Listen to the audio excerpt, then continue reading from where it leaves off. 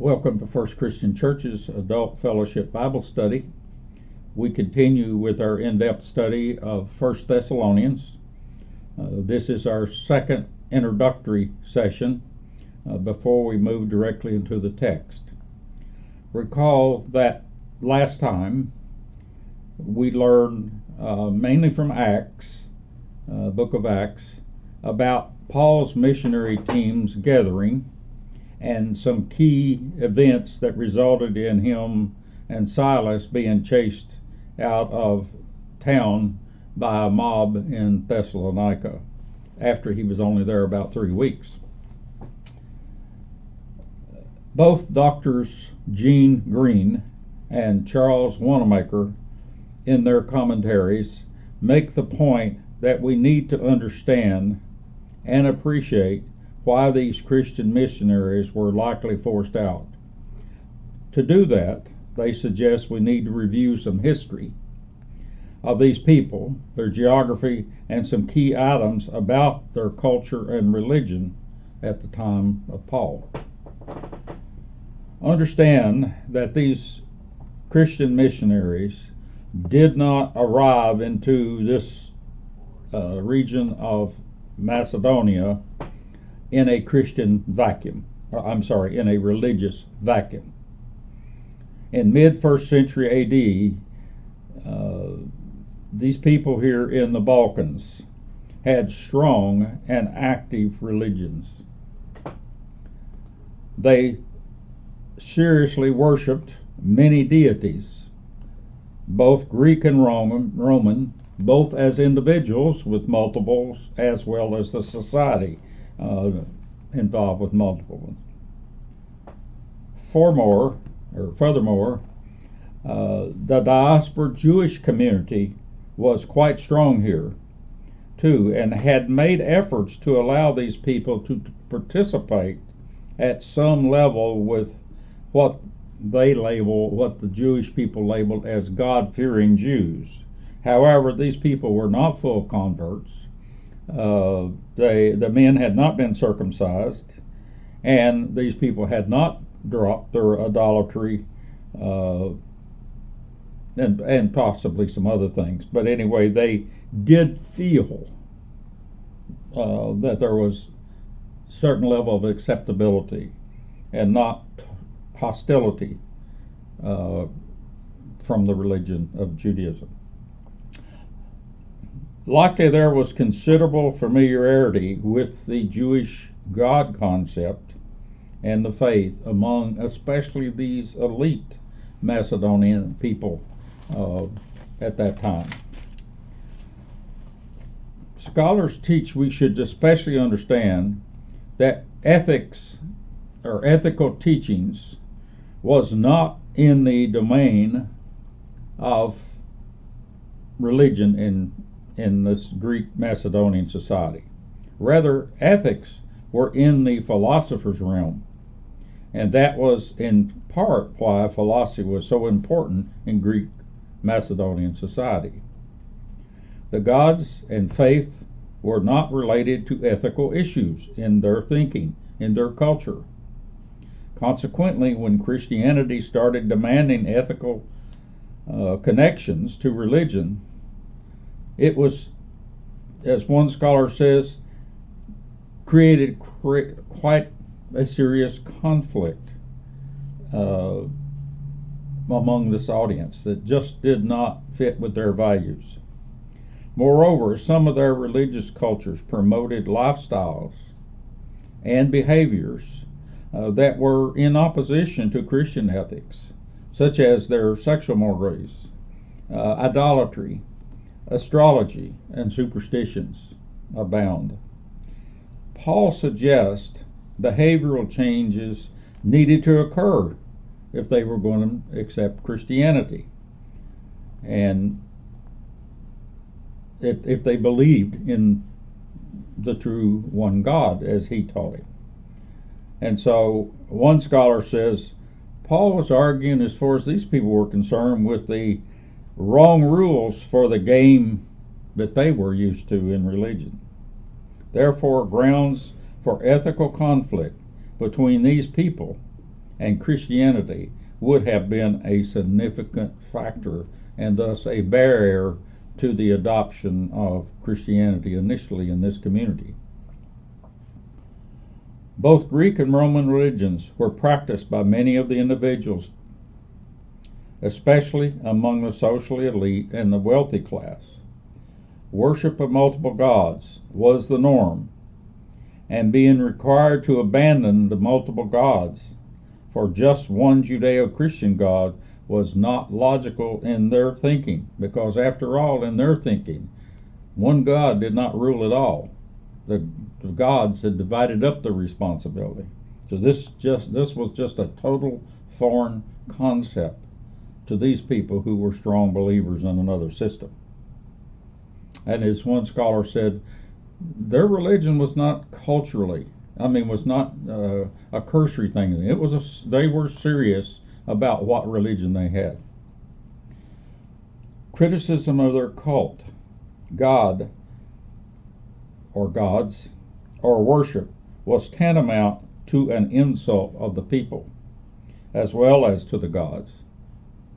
And Balkan people were known to quickly respond with mob-like violence to an insult.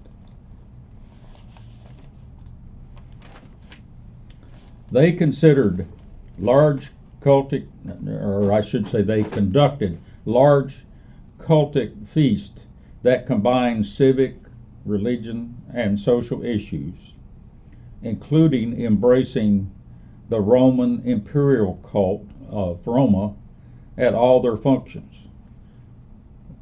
In fact, these people were so into it that to not do so in a Christian assembly was essentially a near treasonous act in their mindset. Therefore, several levels of paradigm shift essentially needed to occur before these people were going to accept Christianity. There was a temple to God, the god Caesar Augusta, in Thessalonica. It had originally started as a cult there for Julius Caesar, previous emperor, and evolved with each emperor being accepted as a son of the god.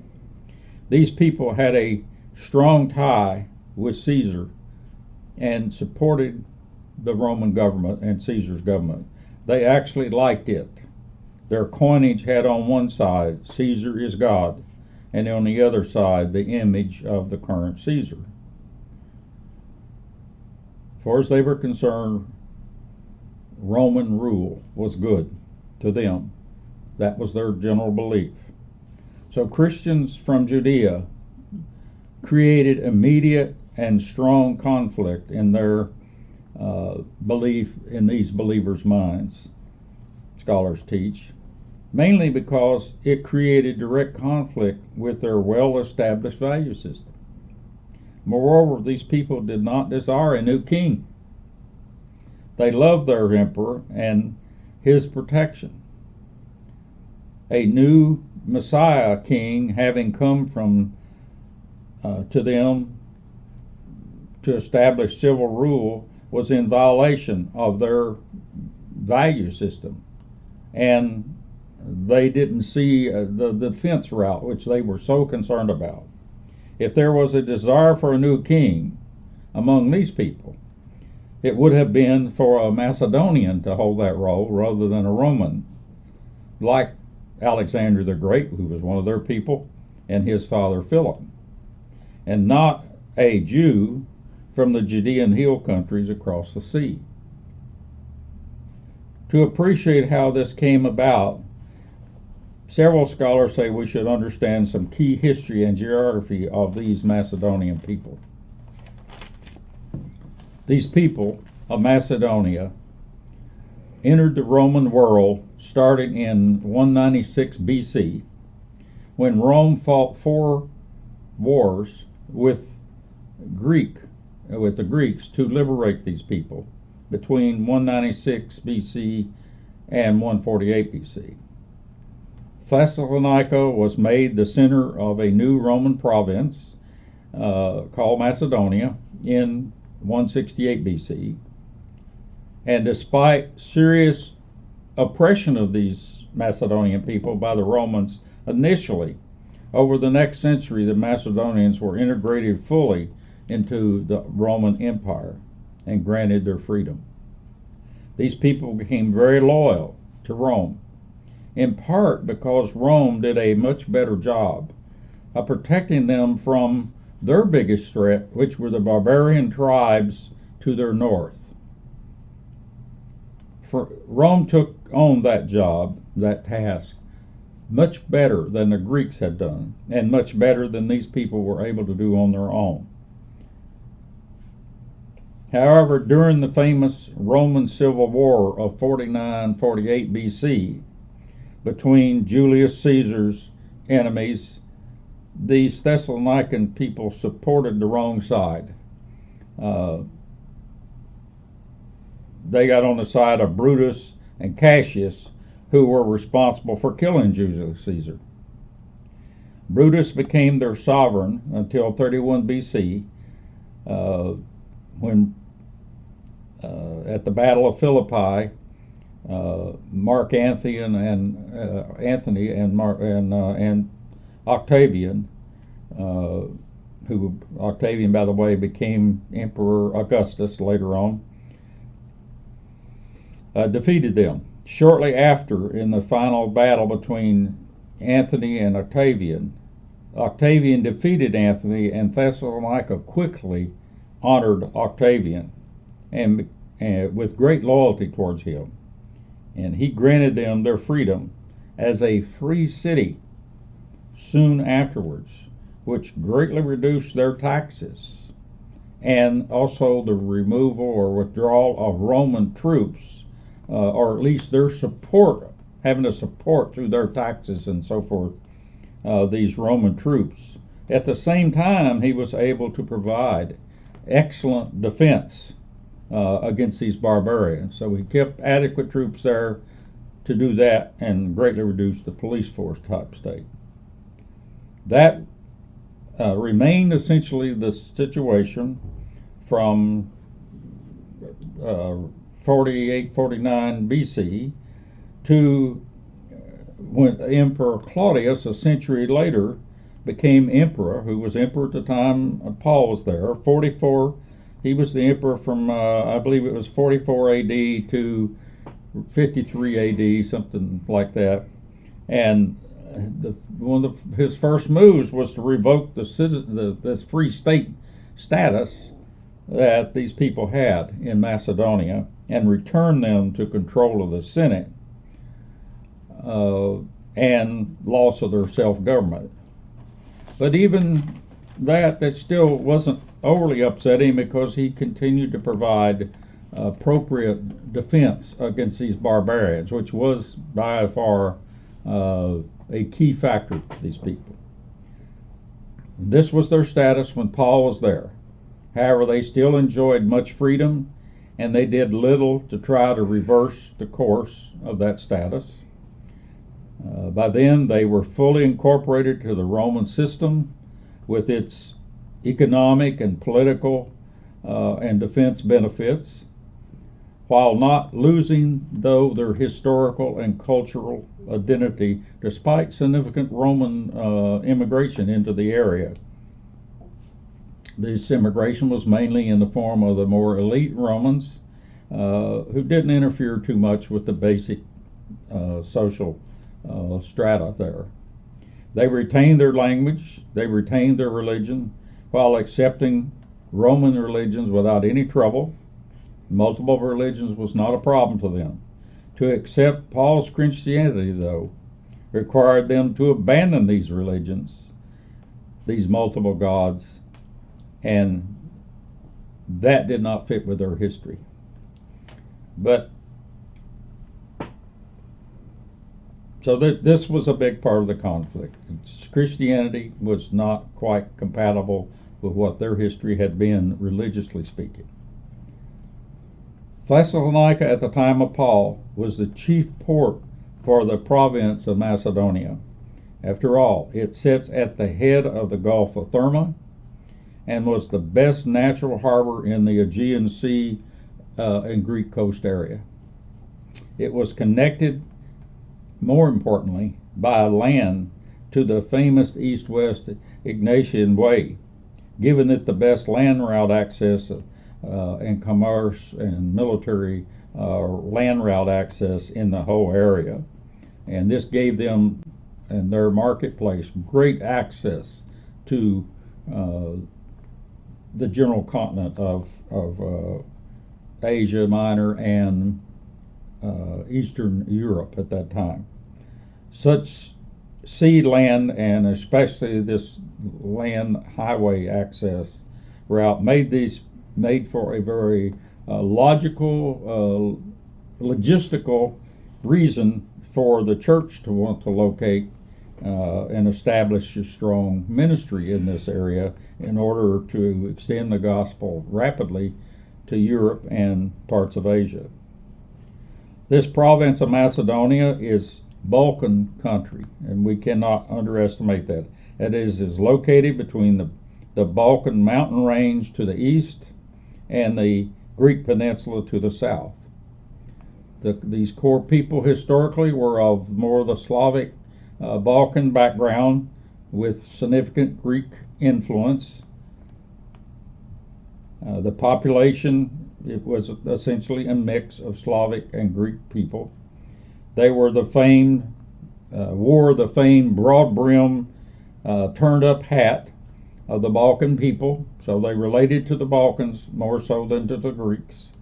These people and their commerce were more oriented towards the land side rather than the seaside that Greece was, due to this excellent land route access that the Romans had provided for them and the safety that was being maintained by the Roman army for access to the Balkans.